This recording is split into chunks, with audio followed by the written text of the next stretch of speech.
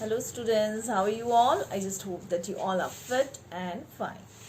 Now students, as your half-yearly examination is over now and you all have an idea of how you have performed in the examination, and you also know that assignments, they are equally important. So just keep in mind that you are sending your assignments regularly, okay? Hello students, welcome back. Now we are going to start a new chapter, chapter 4, the human digestive system. And in this chapter you are going to learn about the digestion and where it takes place. And so we are going to start with the alimentary canal. But before that, let me tell you that whatever we eat, it breaks down and then it gets absorbed by our body. So the process of breaking down of complex food into simpler soluble substances is known as digestion. Okay, and the digestion takes first in the mouth. Okay, so first whatever we eat, it enters into the mouth, then it passes through the food pipe, also known as esophagus, and then it goes to the stomach, then to the small intestine, then large intestine, and then finally out through the anus. Now the process of digestion, just now I told you, it takes place inside the body.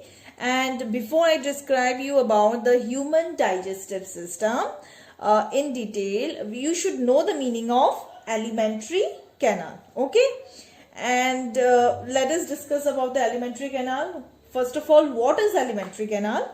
It is actually a long tube running from mouth to anus. Okay, from mouth to anus, and here in this tube only digestion and absorption of food, it takes place. Okay, and it is also known as gut or digestive tract, and in human being it is about 8 to 9 meters long.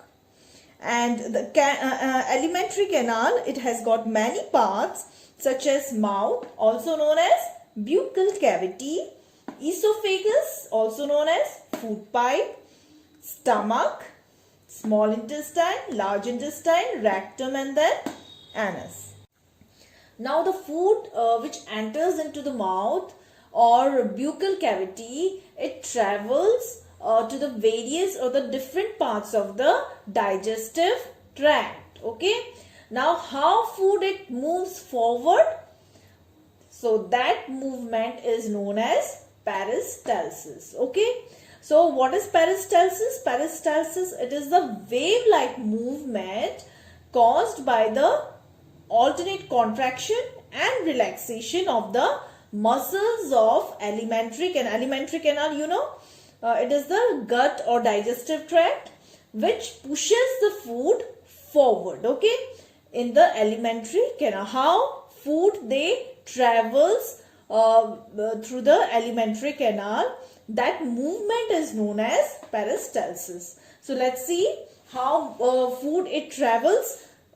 First, food it enters into the mouth or buccal cavity, then through food pipe or esophagus. Esophagus is actually food pipe, and then from food pipe it goes into the stomach, then from stomach the food goes into the small intestine, then from small intestine it goes into the large intestine, and then from large intestine the undigested food or the waste material, it is thrown out of the body through anus.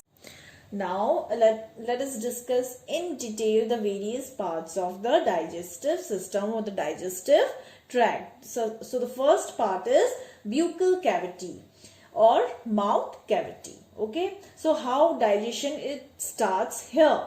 So first of all, buccal cavity or mouth, it contains teeth, tongue, and salivary glands.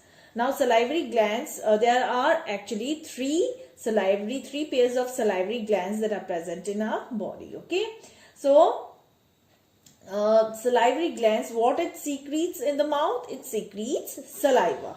Okay. So the teeth cut the food into small pieces, and then it chew and then grind the food. So teeth helps in grinding the food. Then the salivary glands, what it secretes? Saliva, a watery liquid, also known as what we call in Hindi, thuk. Okay. So saliva, it helps to digest the starch present in the food. And then the tongue, what it does? Tongue, it helps in mixing saliva with food, and saliva, it also softens the food. So tongue helps in mixing the saliva with food and softens it.